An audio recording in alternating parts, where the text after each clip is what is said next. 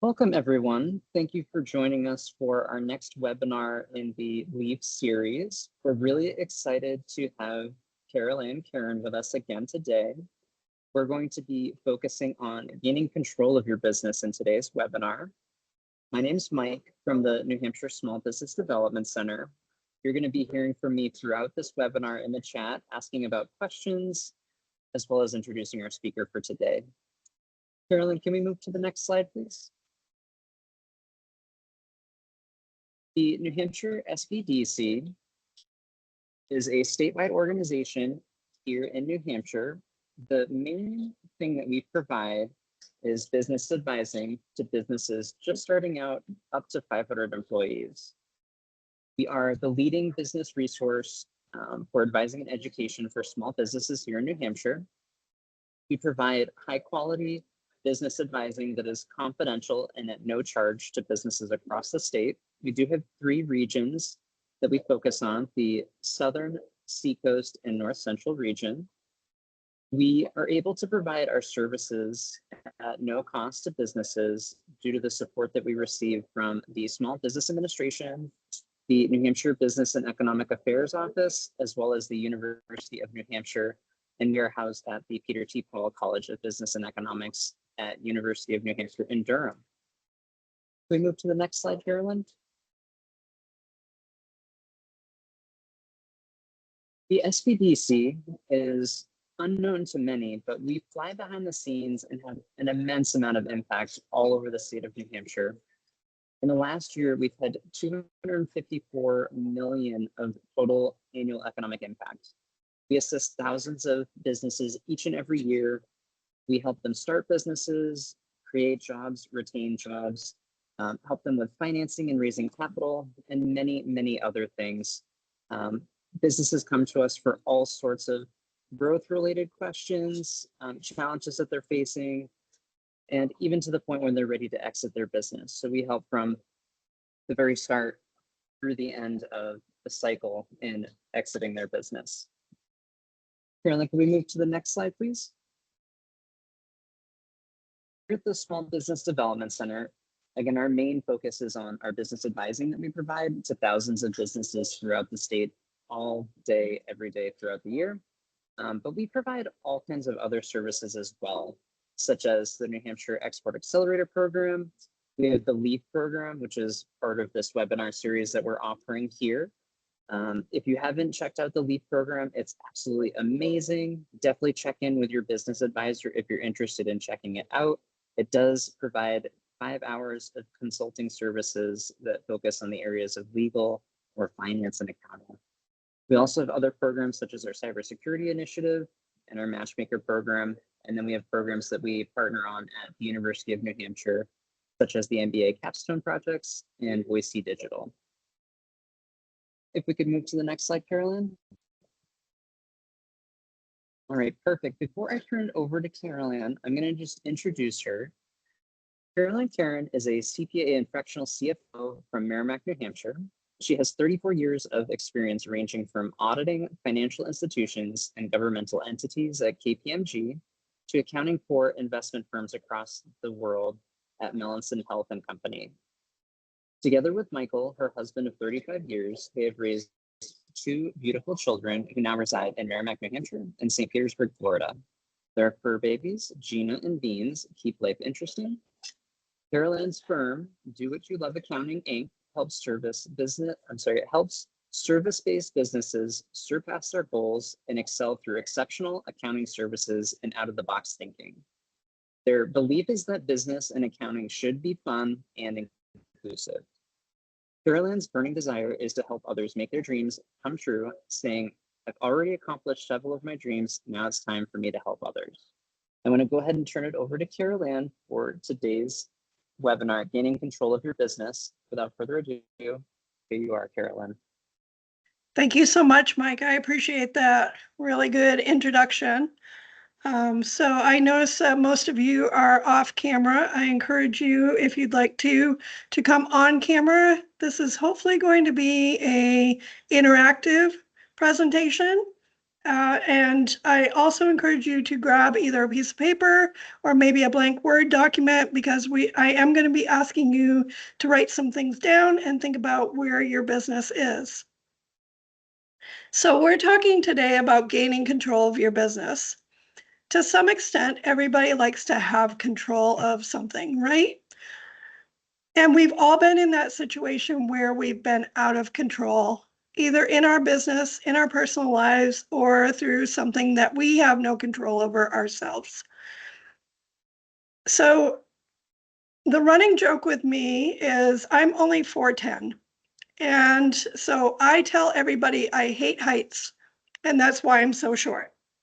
But for me, saying that I hate heights is really control for myself, right? So I'm saying that I don't really like heights. And so I prefer to not engage in activities where I have to put myself at heights, so that I can keep that control. Yes, I know there are issues there and I'm working through them. And I've actually been like ziplining, and I've actually done a skydiving simulator. So I am working on it. But gaining control in your business can be pivotal for your business. So that's what we're going to talk about today. So again, I'm Caroline Karen, CPA, CEO, and co-founder of Do What You Love Accounting Incorporated. With my 34 years of experience in business, I have been in many different industries. I've owned businesses that were financial-based, retail-based, food service-based, and sports also. So I understand the challenge of running a business, but also I've come to know that even though there's different industries and there's different things to be concerned about in each of those industries, every business owner wants their business to succeed, right? Nobody gets into their business saying, I want to work 24 hours a day, 7 days a week, and make no money at it. I just want to go out and do my business, right? There's a reason why we started our business, and that's because we want to bring something in a service or a product to the world that we saw a need for. Or we love doing something so much that we want to share that with the world. So in my ownership of several businesses, the one thing that I have learned that's really important is being able to connect your accounting with the business owner. So on my last talk, which we did on Tuesday, we talked about the importance of knowing your numbers. Very important, but it's also important for you to know how to have that control of your business. So my question for you today that I want you to think about is, what is out of control in your business right now? What are you saying to yourself that if I could just get a handle on sales, if I could just get a handle on personnel, if I could just get a handle on my finances, that would make a big difference for me. So I want you to write down what is out of control in your business. As you think about these things and write them down, there's nothing that's silly to write down. If you feel like it's out of control for you, then that's important for you as a business owner to address. So I'm not here telling you you need to write these things down, because it's very different for every business owner.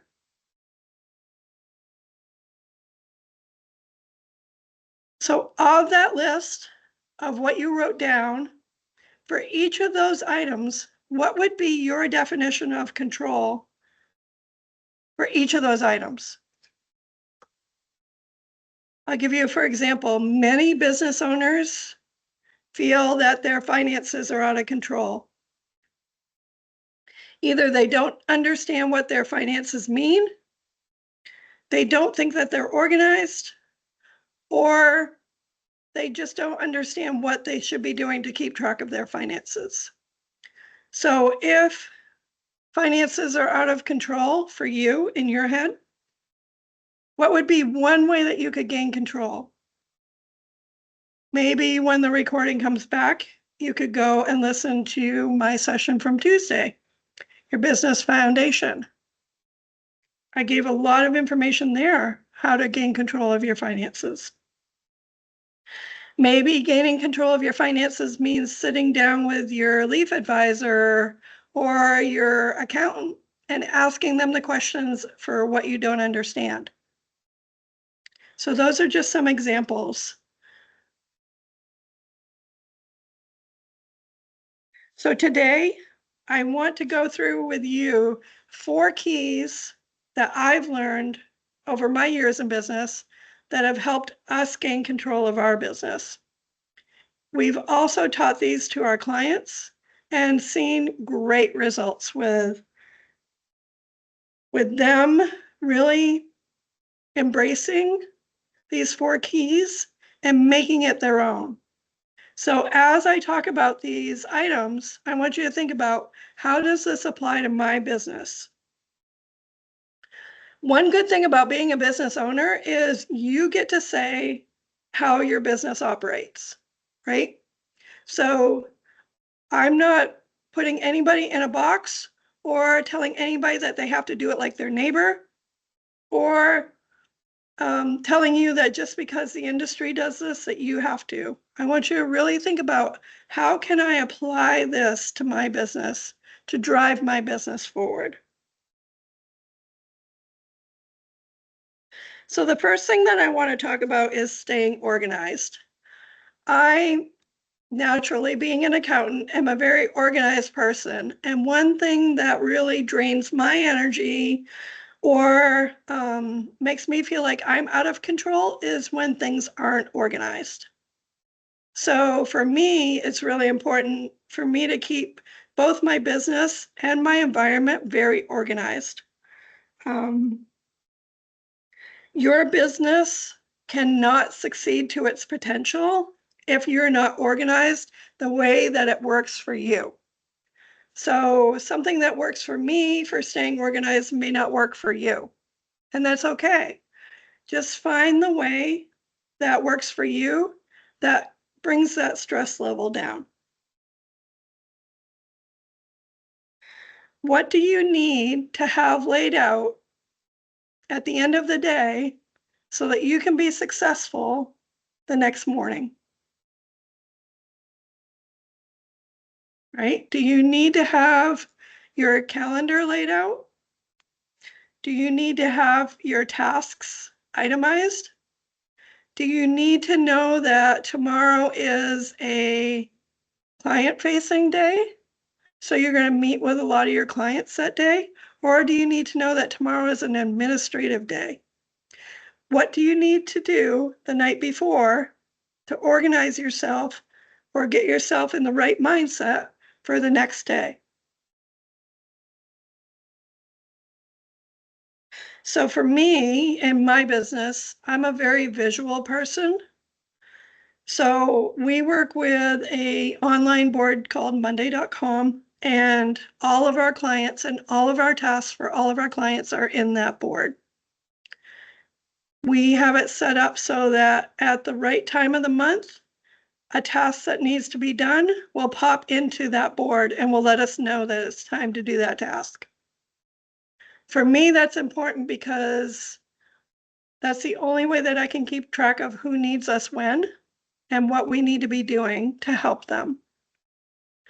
So that also keeps our team on task, because our team can just go to the board and say, okay, who's ready to be worked on today? They can go to that client, they can do what needs to be done, and then they can let me know that it's ready for me to look at. So it's a form of organization that we use in here to help us get to our clients when they need us. So what do you need to implement in your business that can be that sort of organization? I always like to tell people that as they're growing their business, it's so much easier to develop your systems as you're growing and to document your systems as you're growing than to try and do it when you need to do it, when you're hiring people or whatnot.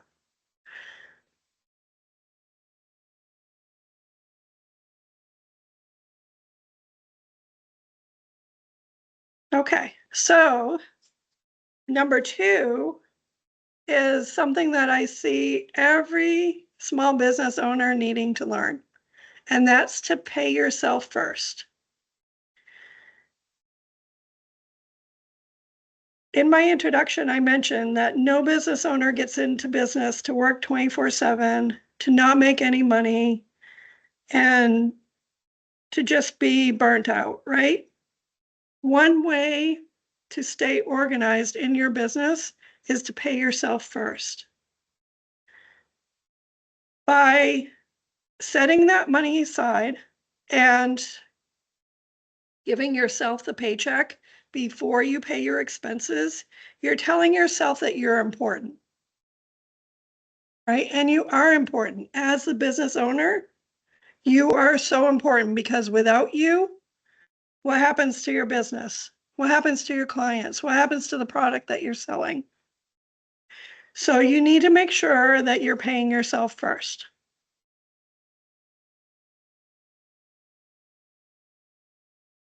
If you are a sole proprietor or an LLC, then you will pay yourself by what we call an owner's draw.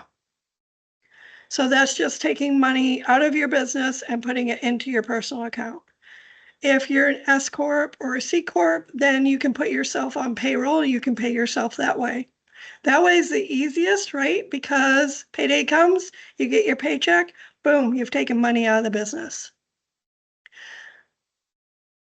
One really good way to make sure that you pay yourself first is to use a method called Profit First. And I know that there's another speaker who's going to be talking about that during this series.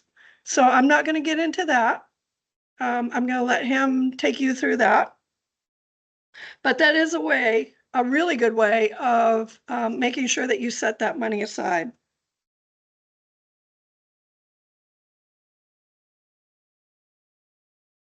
The third thing that I want you to think about, something that could really propel your business forward, is cutting out unnecessary expenses. So every business that I've ever worked with has had at least one expense that the business owner has said, oh, I pay that because everybody in my industry uses it. Okay, are you using it? No, I'm not using it. I'm just paying it because everybody in the industry says you have to have this. Well, to me, that's silly, right? Every dollar that goes out of your business, every expense that you spend in your business should be doing one thing for you, and that is propelling your revenue. So if you look at your expenses and you have something in there that's not somehow propelling your revenue for you, then you need to really think about, do I need to spend my money here? And I'll give you what some people think is a silly example, but it's true. So I talked about the board that we use that keeps all of our clients organized. Some people would say that that's not revenue generating, but the way I look at it is if it keeps me organized and keeps me knowing where I need to be spending my time and helps me be efficient, then that's revenue generating because I'm able to help more people. Everything is laid out. I don't have to keep it in my head. I don't wake up at 2:00 in the morning going, oh, did I do that for this client? Because I know it's on the board and it's going to pop up when I need to do it. So if you look at where your money is going, your expenses of your business, all of those expenses should be pushing you towards higher revenue. Is this making sense, hopefully? Yes? All right. So I will tell you, this presentation was meant to be much more interactive, but we're going to keep going. Um, all right, so the fourth thing that has really helped our business move forward and helped our clients move forward is that 6-letter word that no business owner ever wants to talk about, but is so important, and that's a budget. So budgeting, a lot of people think, oh my gosh, I have a budget, I can't spend money. And they think of it like handcuffs, right? For me, it's very different. I think of it as permission. So if I have a budget and I have money set aside for software, let's stay on our software trend here, then I know that that money has a purpose, right? Also, if I've set up my budget, I know what I want to spend for the year. Yes, things can pop up and out of the ordinary things can happen in your business. And that's a good reason to have a savings account set up. But you can also account for that in your budget. So when I look at a budget, I like to look at like a cash flow method, not so much an income statement, but I like to look at where my cash is going to be going, where my cash is coming from. The reason why I like to look at it this way is because it accounts for step 2, which, if you remember when we went over it, was pay yourself first, right? So your pay as a sole member LLC or a PLLC or a sole proprietor, that doesn't come out of the income statement, right? That's an owner's draw. So a cash flow budget would account for what you want to pay yourself. It will also account for other things that go on your balance sheet, like if you have a debt payment. So say you took out a loan and now you need to pay back your loan, you put that into the budget, right? You definitely don't want to get behind with the bank because then you get all kinds of nasty letters and stuff. We don't want that. So take your expenses from step 3 that we just did and bring those into the budget. Tell yourself where you want to spend your money.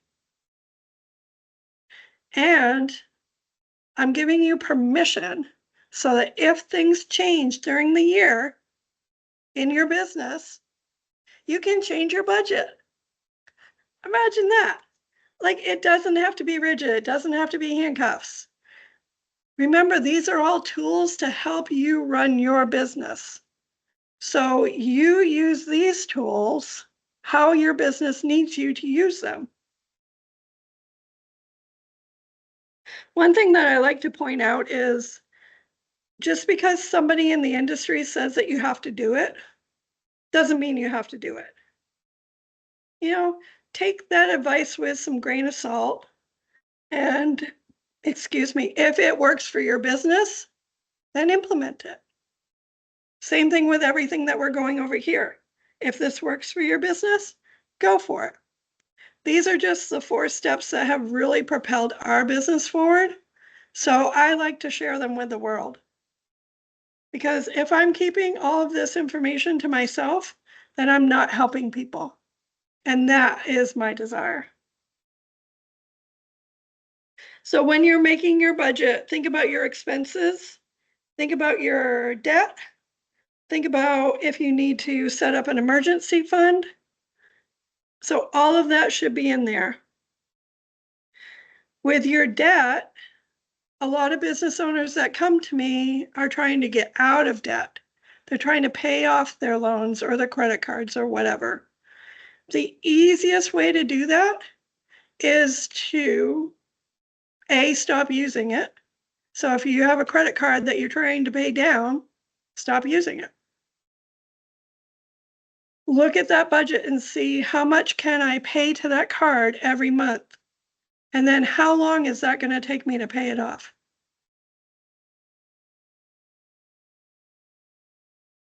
To me, that debt is more handcuffs than the budget is. Because the debt, yes, you get the money up front, you're using that money to grow your business, you're paying it back, but you're also paying interest. So not all of your payment goes to paying that principal back. And then if you need to set up a savings account for an emergency fund in your business, put it in your budget. The question that I want you to consider when you're setting up an emergency fund is, how long would it take me if all of my revenue went away today? Heaven forbid we have something horrible happen again, like that thing that we don't talk about from 2020. How long would it take you in your business to pivot what you're offering, what your product is, to bring money back in, to bring revenue back in? That's whatever that time frame is, whether it's 6 weeks, 8 weeks, 12 weeks. That's probably what you want to have in your emergency fund, that amount of expenses for that time period.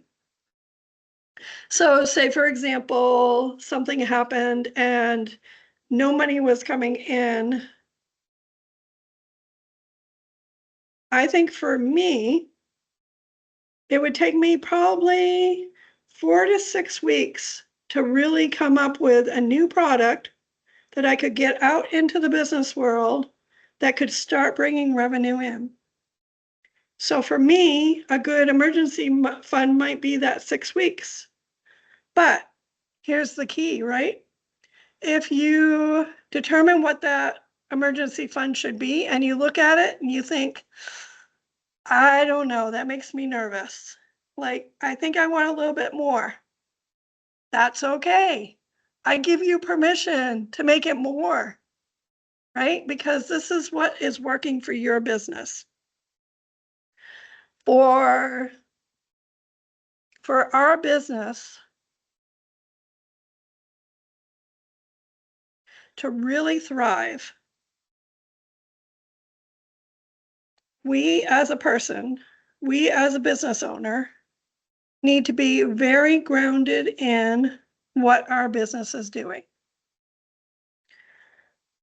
So if you look at that emergency fund and you think, that really makes me nervous, I think I'd like a little bit more, put a little bit more in there.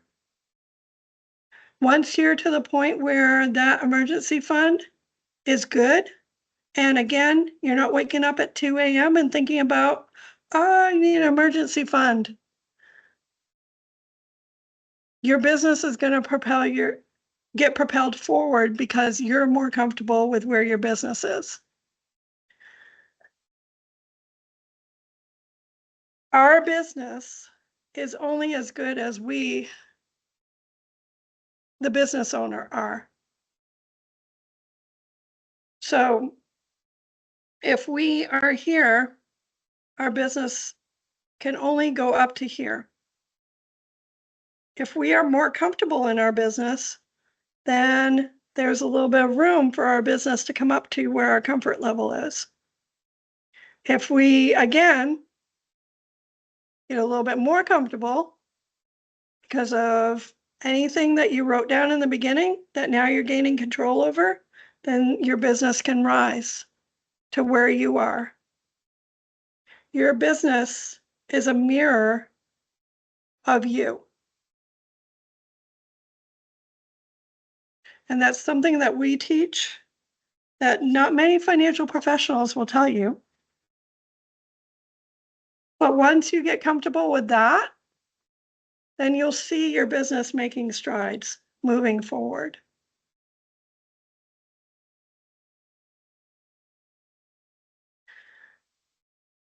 So going back to what you wrote down. I was going to say, if you'd like a couple of questions, we do have a few that have kind of in the chat.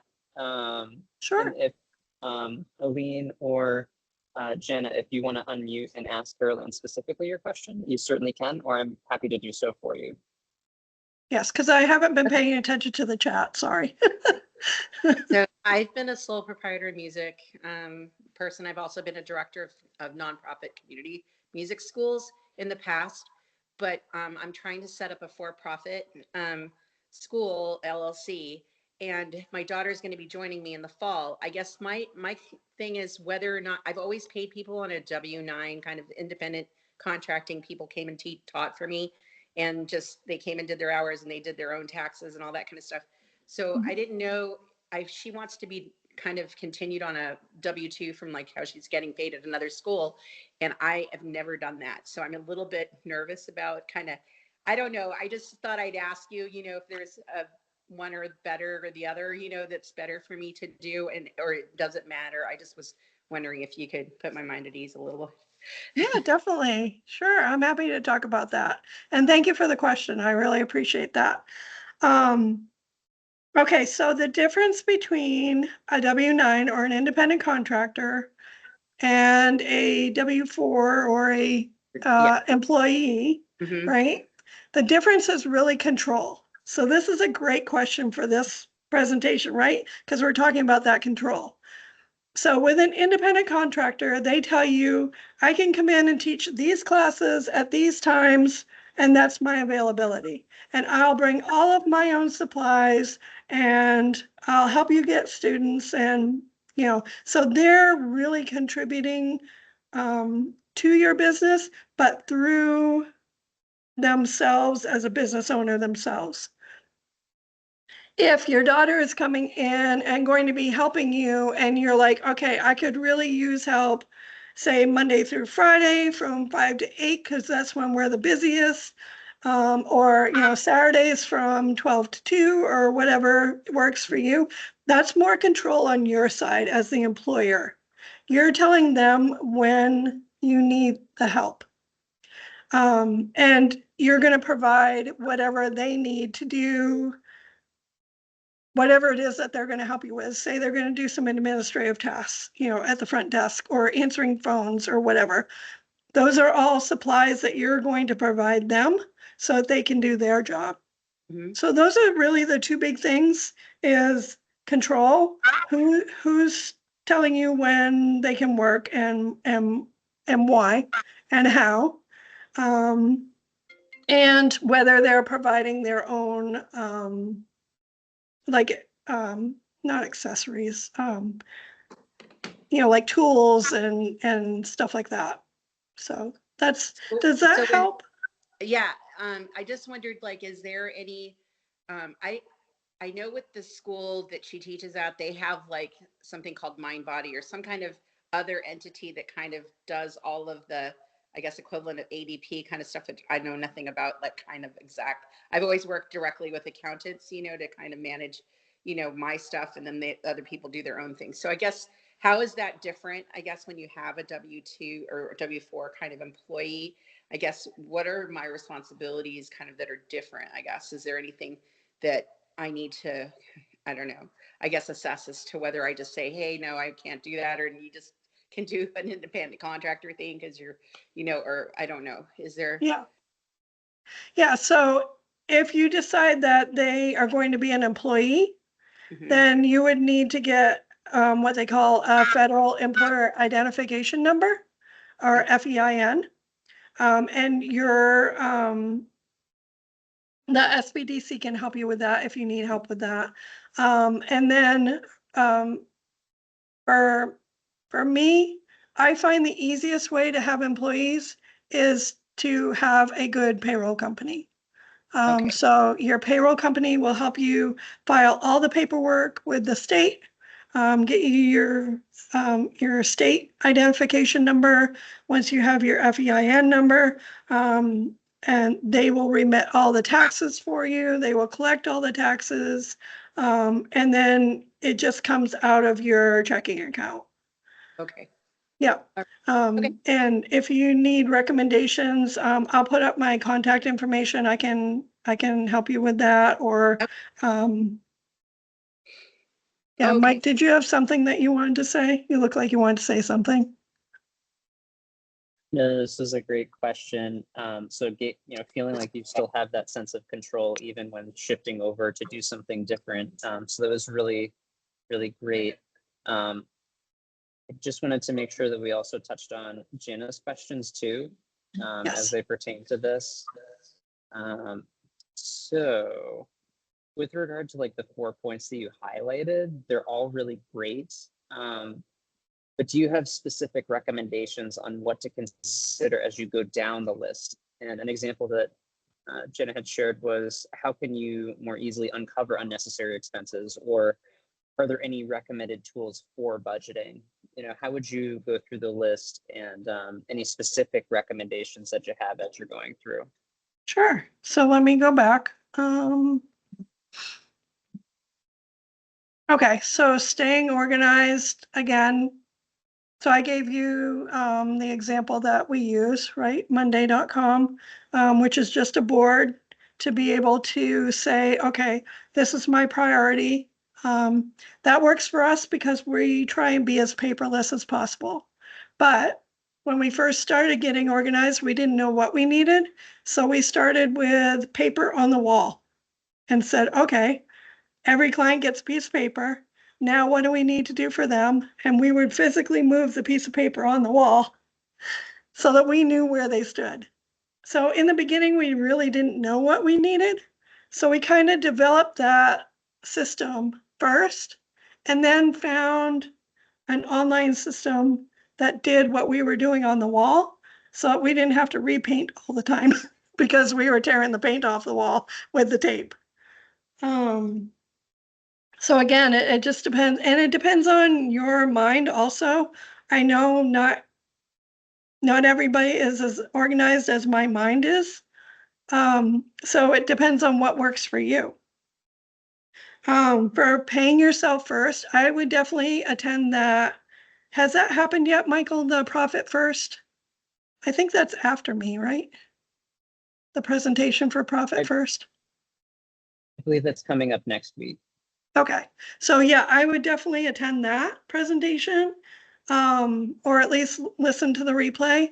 The Profit First method is the best way to make sure that you're setting money aside for certain things. It is also a really good way to start basic budgeting. And again, I won't go through it because I know somebody else is going to go through it and I don't want to steal their thunder. But the other thing that you can do if Profit First is too overwhelming for you is when that money comes in to your business, say you want to, based on what you're going to bring in this year, you want to take 10% as your pay. So as money comes into your business, just transfer 10% of it out of your business into your personal account. That's a really good way to start doing it, unless you're an S Corp or a C Corp and then you go through payroll. For looking at the unnecessary expenses, so I would start by going through your bank accounts and see what you're spending money on. For everything that goes out of your business that you're spending money on, once you have that list, I would really go through and say, okay, what am I using this for? And for the purpose that I'm using it for, is it generating revenue for me? And it doesn't necessarily have to be directly generating revenue. Like the example that I gave with my software, it's generating revenue for me because I don't have to constantly be thinking, what do I need to be working on? And it allows me to focus. So that to me is generating revenue. But you may look at that list, and a lot of people do. Once they figure out where their money is going, they look at that and say, I forgot I was paying for that. So let me get rid of that because I'm not using it. So literally just going through your bank statements, because hopefully we've separated our business and our personal, right? So we can just look at our business bank statement and say, okay, is everything that's going out of my bank statement something that I'm using? something that I want, and something that's generating revenue? Those are the questions that I usually ask there. And then for the budget, again, start simple. There's one of my pet peeves with accounting is people try and make it really complicated because they don't understand it. It can be really as simple as you want it to be. So even me, for most of my clients, their budgets are on Excel. So I don't use a fancy program or anything like that, because for me, Excel works. I can take it, I can see just by filling in the numbers for year to date, I can see where we are compared to where we thought we were going to be, and where we, again, if we need to pivot and we need to change that, where we might need to make some changes. So does that help with the 4, hopefully? It definitely does. Thank you for answering the question. Regarding your last point that you were just making, are there perhaps, and I'm totally fine, I understand that Excel is definitely a great tool. Are there perhaps any templates that you would be willing to share that perhaps include a cash flow analysis ahead as well? Or is it something that you just build individually for each one of your clients? I usually build it per client, but I can certainly make a template and share it with Mike, and then he can get it out to you guys if that works. Yeah, that definitely would be awesome. I would love that. Okay. Okay. Additionally, it's really great if you're looking for templates, resources, or looking to bounce things off of like a major change that you're making. Definitely connect with your SBDC advisor. If you haven't, they're a great resource in getting started, getting those templates, getting some direction. So if you have not already done so, definitely jump over to our website and request to connect with an advisor. And if you haven't connected with yours in a while, definitely a good place to start. Okay, so you guys already have a resource for that, it sounds like, through the SBDC. So that's awesome. I wasn't aware that they had those resources, so now I'm learning too, yay. Okay. So thinking about the pieces in the beginning that we wrote down of what you thought was out of control in your business, what will move the needle for you towards more control? What I want you to just think of one thing, because I know right now your head is swimming and you're like, oh, I could do this, I could do this, and I could do this. Let's think of one thing. Is there one thing that you can do today or by the end of the week, so either today or tomorrow, that could help you gain more control of your business and help you sleep better at night? That's my food for thought for you for today. Once you get that one thing that you want to move forward on, grab your calendar, schedule some time to work on that one thing. And again, it doesn't have to be fancy. You can start out like I did, put some sheets of paper up on the wall. I actually have a client that's their organization. They have in their office all kinds of sheets of paper with little colorful sticky notes under those sheets of paper on their wall. That would drive me crazy, but for them it works. So the key is just finding what works for you, what makes you feel better about running your business, but scheduling that time to work on it, because information is great, but information without action will not drive your business forward.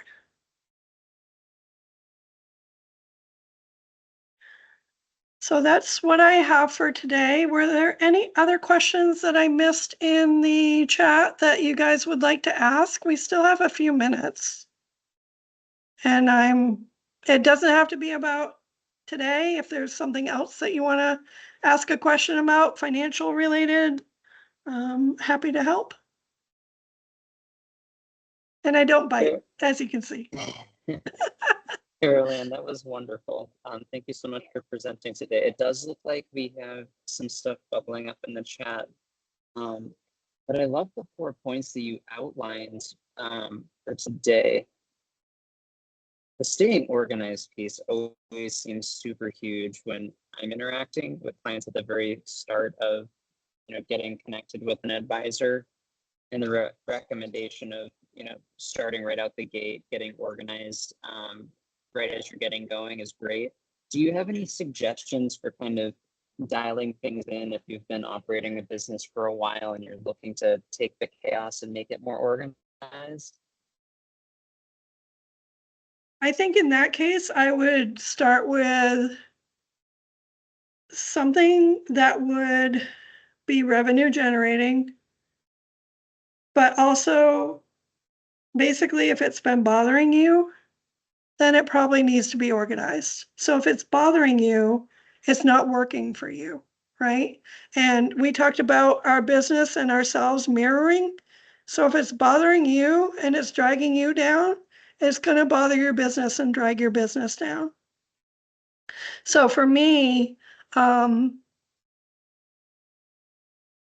would say, think about like, for example, revenue generating activities could be knowing exactly who your customers are and where they came from. Because if you know who they are and where they came from, you can do more of that advertising, right? So to me, that's revenue generating. Knowing exactly where your customers come from lets you know where you can go back to and probably find other people that you can invite into your business.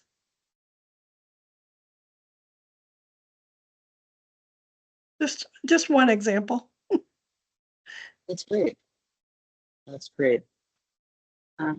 Looks like we still have some stuff populating.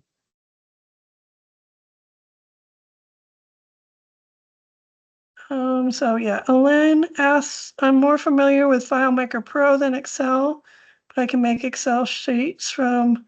So when I say Excel, I'm just like, that's what we use.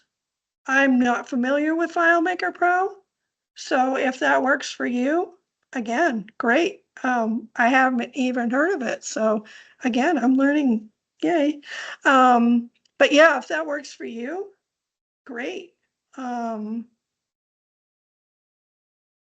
Yeah, it's all about what do you need as a business owner? I guess I was just also wondering, like, when you said that people use like some other thing to have the W-4s or whatever kind of managed, do you have any specific like type names of any of those that you kind of think are good that, I know like say, I know some other business uses a Quicken kind of based kind of something or another. I don't even know what they have, but all I know is MindBody and then like an Opus something, IO something. Those are the only ones I know, but I just wondered if you had a recommendation of some good ones to start with, I guess and I don't know if some people do registration online when they register for classes, and I've never done that piece because I've always done things, kind of by hand because I haven't done this in a while other than myself, so just So are you talking like a CRM system or customer relationship manager or?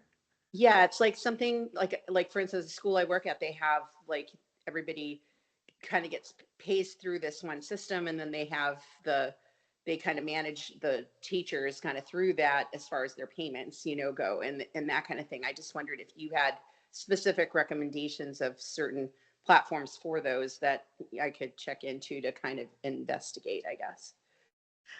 For your industry, I'm not as familiar with the CRMs there, but certainly like either check with your advisor to see maybe they know something a little bit more in your industry. You can also ask around and say, hey, what do you use and what do you like? What do you dislike?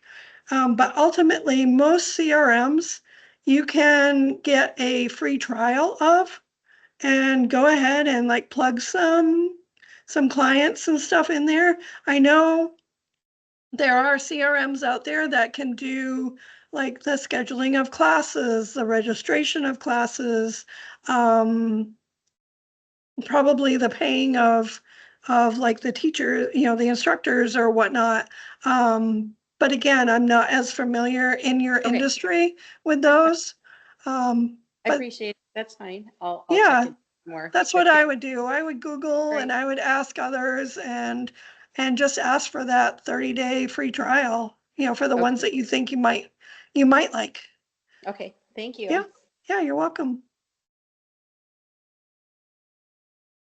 Yeah, and again, this is great conversation for you to have with your advisor because, hopefully they're more in tune with your industry than I am. All right, so I think that we're coming up on the end in terms of our questions for today. Caroline, this was wonderful. Thank you again for presenting today. And also thank you again for being a part of the LEAP program and working with so many of our clients.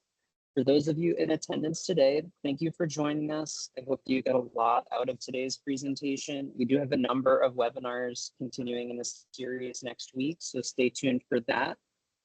If you have not connected with an SBDC business advisor or it's been a little while, definitely reach out and we can get you reconnected or connected with one. The LEAP program is absolutely a wonderful program that we have taking place here at the SBDC. If you're interested in pursuing that, definitely check with your advisor and stay tuned for a follow-up email after this webinar with a copy of the slides and some additional resources and links. Thank you again and have a wonderful day.